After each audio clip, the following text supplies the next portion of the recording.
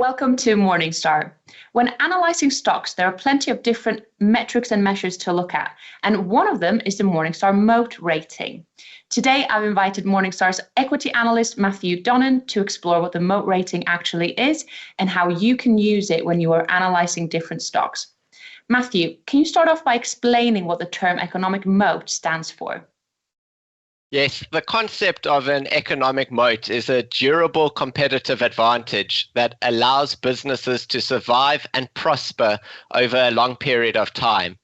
If you think of the theory behind capitalism, if a company is able to earn high profits, it will attract more competition and subsequently see its returns erode.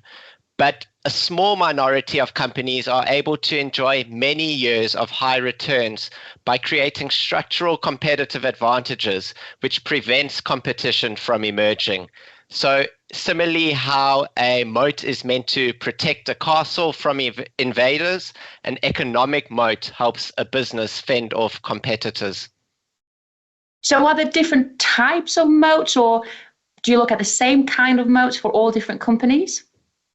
Yes, there are 5 different moat sources. The most common and easiest one to explain is intangible assets. And here you can think of a brand or a patent or a license.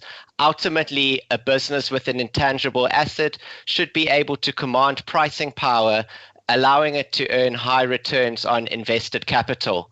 Simply having a well-known brand that does not convey its brand power into pricing power is not an intangible asset moat source. So for example, Sony, it's a widely known brand, but that doesn't mean that you'll pay up for a Sony TV versus one of its competitors. Second moat source is switching cost. This is the cost for a user to switch to a competitor versus staying with the incumbent. And this does not only imply the financial cost of switching, but can also be the implicit costs of learning, the time to learn a new tool or software product, as well as the risk involved in switching.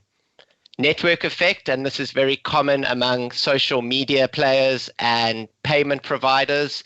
This is where the value of the network increases for new and existing users as more people enter the network. Then you've got cost advantages. Here you can think of your traditional economies of scale, where you're spreading your fixed costs over a wider base of users, as well as simply having a process that is better than its competitors, and therefore you're able to produce something more affordably.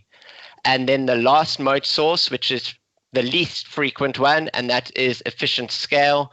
This is typically for a highly regulated and capital-intensive business that operates within a particular region. An airport is the perfect example here, where it doesn't make economic sense to have numerous airports within a city because ultimately all the airports won't be able to earn excess economic returns.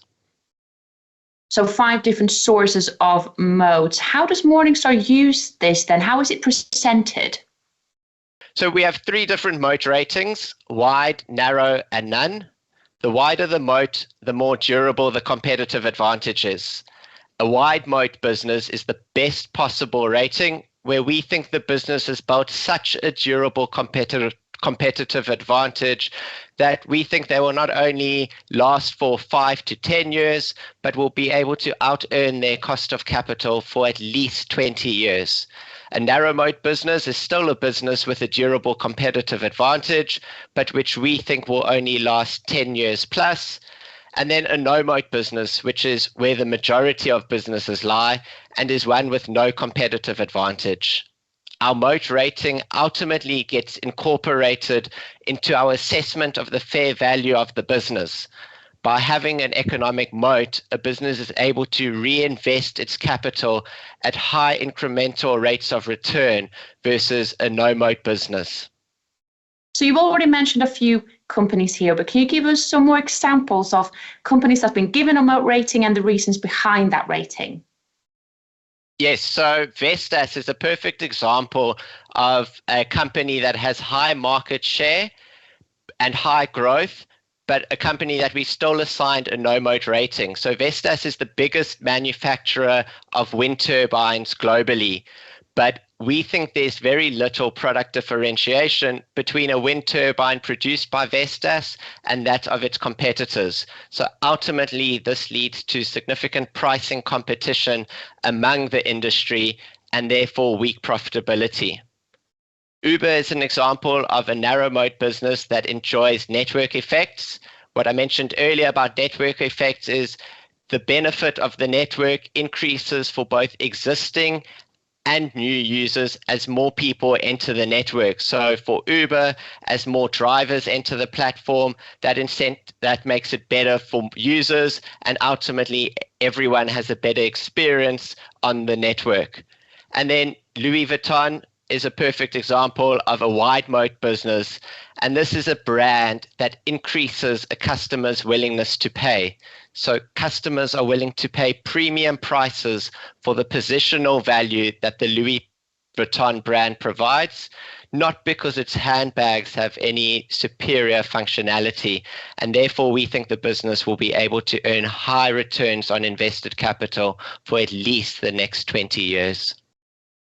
Very interesting. Thank you so much, Matthew, for your time. And until next time, I'm Joanna England for Morningstar.